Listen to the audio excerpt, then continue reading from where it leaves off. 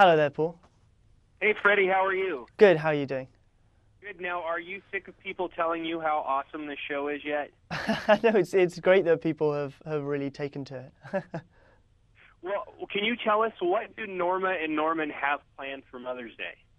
I know, I think Norman certainly never forgets a Mother's Day. Or every day is Mother's Day at the Bates Motel.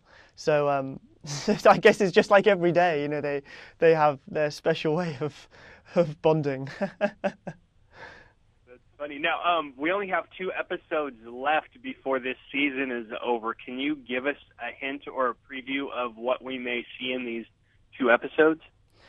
Yeah, well, it's always tricky doing it, isn't it? Because you don't want to give too much away. But the Abernathy storyline will reach a conclusion of some sort, and Norman will also find himself more attracted to somebody, and it remains to be seen how that ends up.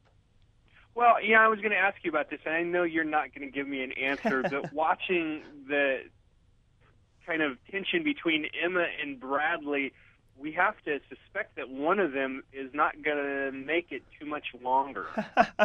Well, I guess that's what you would be thinking. Who knows? Who knows? I mean, you don't want me to say either yes or no, do you?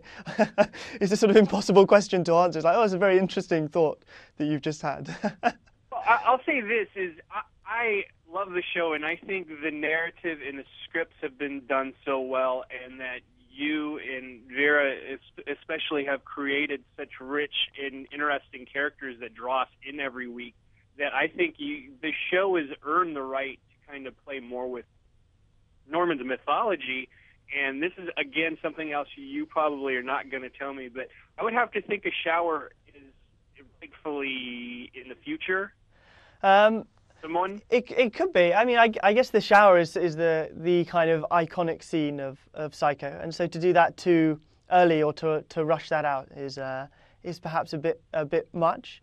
I mean, I guess the aim has always been to make reference to Psycho without kind of drawing you out of the world that Bates Motel creates. But we've just seen, Norman kind of starting with taxidermy, and so that's a little kind of look back and reference to the original. In bringing up the taxidermy, we talked to you when the show was first starting and we hadn't seen the episodes yet. And of course, the idea of looking at the character and looking at the people who played him in the past came up. But we never talked to you about Ed Gein and kind of his impact on the show. And if you ever looked at his history and kind of some of the video footage of him in creating the character. I've never seen any of the kind of video footage of him. I wasn't aware that that kind of existed, but certainly reading his story was another source of inspiration. Max as well, who plays Dylan, was particularly intrigued by it because Ed Gein himself had a brother, and so that was that ties in well with Bates Motel. And again, in terms of Max, we love that character here at the house, and he's apparently not in the future movies, but again, there's no mention of him, so he could live. We shouldn't be on the edge of our seat that he's going to. No, well, you never know. I guess the only thing that I'm somewhat safe in the knowledge is that I'm not going to be gone. Hopefully Norman will survive. Everyone else is kind of looking over their shoulder thinking, oh, maybe he'll get me at some point. But it would be a big shock to kind of kill off Norman at the end of the first season. So hopefully that won't be happening. If you say first season, are you guys coming back for a second season? Is that official? Yes, no, we are. We're going back for a second one in July. So we'll start up filming then. That's awesome. Now, are you guys going to end this season on a cliffhanger, or is that again something you can't say?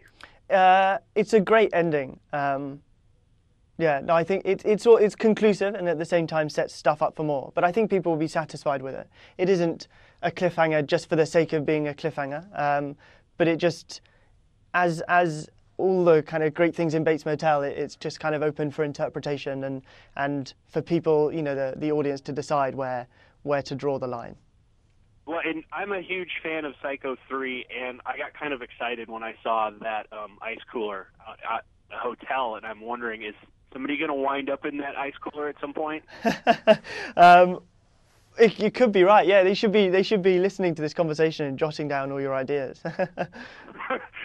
No, do you know what I'm talking about? I was wondering that if there's more of those kind of subtle, like, Easter eggs for fans of the entire series kind of sprinkled throughout that maybe even, hardcore fans are missing that you know of.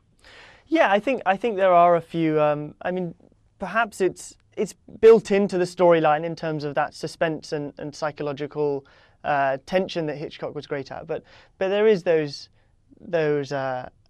I mean, we've already seen a kind of couple of those shower scenes with an iconic throwback to Hitchcock and the taxidermy, and yeah, I just like the way that the show does it in a not obvious way. It's not like we're winking and saying, "Oh, here we go.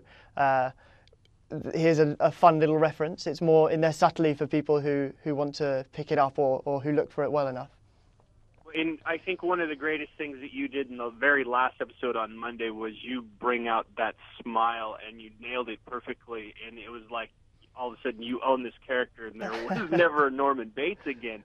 And I'm wondering, did you build this character script to script, or did you always have an idea at the beginning of the series where this guy was going and what you were doing with it, or has it been kind of a development from episode to episode for you? No, we knew where he was going. I mean, I guess ultimately we know where Norman ends up, and so that gives you a great confidence in making that character arc and kind of plotting it out beforehand. We were also given kind of 6 of the scripts they'd written before we'd even started filming, and so you knew where your character was going, and yeah, I think that's a luxury on television, but it was great to know to be able to plot that out from the start, and it also gives you the confidence not to do too much too early. You know he's going to get there, but you don't have to rush it or force it. Yeah, I think that's what's been the great thing about the show is it hasn't been rushed or forced. Yeah, because if he starts off mad at the beginning, where's he going to go? And so we see that transformation, and hopefully also people are slightly on Norman's side with this weird sense of hope that he might make it out okay, even though we know he can't. I'm almost out of time, but I want to ask one last question, and this may be just my loose viewing habits. I haven't gone back and watched the episodes again, but I wasn't aware what happened to the girl in the basement. What became of her? We saw her run away, but I wasn't ever sure what happened to her. No, I was speaking to Carlton, the producer, about this yesterday, actually, and people are like, "What's happened to the girl?" And I think that I think they felt it was a kind of conclusive end to her storyline. But perhaps it isn't. Maybe they'll get to bring her back again. But I don't think that was the original plan. Okay. Well, hey, thanks so much. We love the show, and I'm so glad you guys are coming back. Perfect. Thanks very much. Nice to speak to you.